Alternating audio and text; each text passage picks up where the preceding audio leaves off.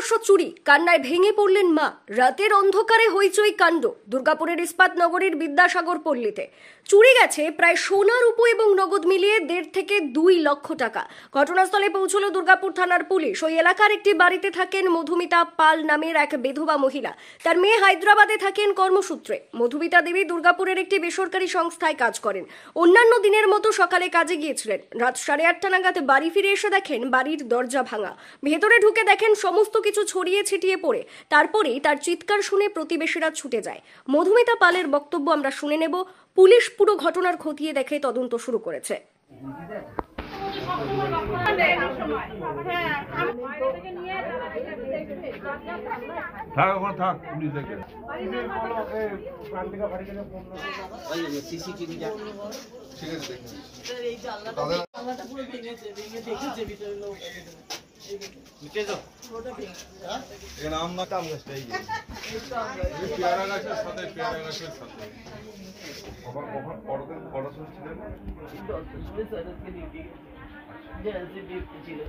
আর ওই 8:10 ছুটি হয়, ঠিক ওই 8:35-40 নাগাদ রোজই আমি ইন্টারভিউ ঘরে আসি।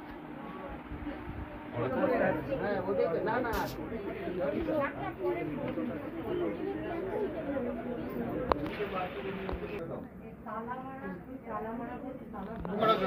তখনই বললো তো এখানে এলাম।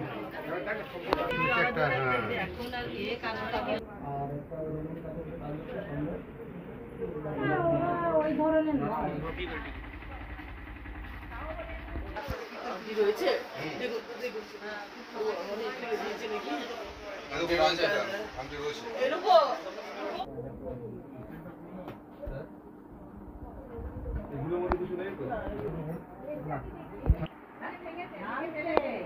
সকাল 10টায় ডিউটি বেরিয়েছিলাম। তারপরে আমার ছুটি হয় 8:10-এ। তারপর বাড়ি এসে 8:35-40 নাগাদ এসে দেখছি গেটটা সামান্য একটু খোলা আর ভিতরের লাইটটা জ্বলছে আর ঠাকুর ঘরের লাইটটা জ্বলছে।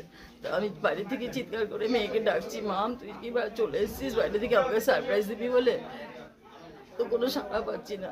তারপর বলছি যে আমার ঘরের ভিতরে কি তোমরা কেউ আছো? তাও সাড়া পাচ্ছি না। তারপরে আমি একটা পা দিতে না দিতেই দেখছি ঘরের এই তছনছ অবস্থা। তখন এই পাড়ায় সবাইকে আমি ডেকেছি। কি মনে হচ্ছে কত টাকার জিনিস এমনি নিয়ে গেছে? এখন পর্যন্ত কি দেখলেন? আমার কদিন আগে 1,30,000 টাকা দিয়ে একটা ছেলের আংটি এনেছিলাম ছেলেকে দেবো বলে, মানে মেয়ের জন্য আর কি। একটা করে বানিয়েছি একটা মেয়ের আংটি, 20,000 টাকা ছিল আর সমস্ত ভাড়ের পয়সা ভর্তি ছিল। 4-5টা ভাড় ছিল ঘরের মাঝখানে, এখানে 3টো ছিল, ওই ঘরে 3টে ছিল, সব নিয়ে গেছে। আর বিছনা তুলে তুলে তো এখনো দেখিনি কোথায় কি টাকা পয়সা ছিল, সেগুলো হয়তো নিয়েছে। একটাও মানি ব্যাগ খালি নেই, তো সবই নিয়ে গেছে।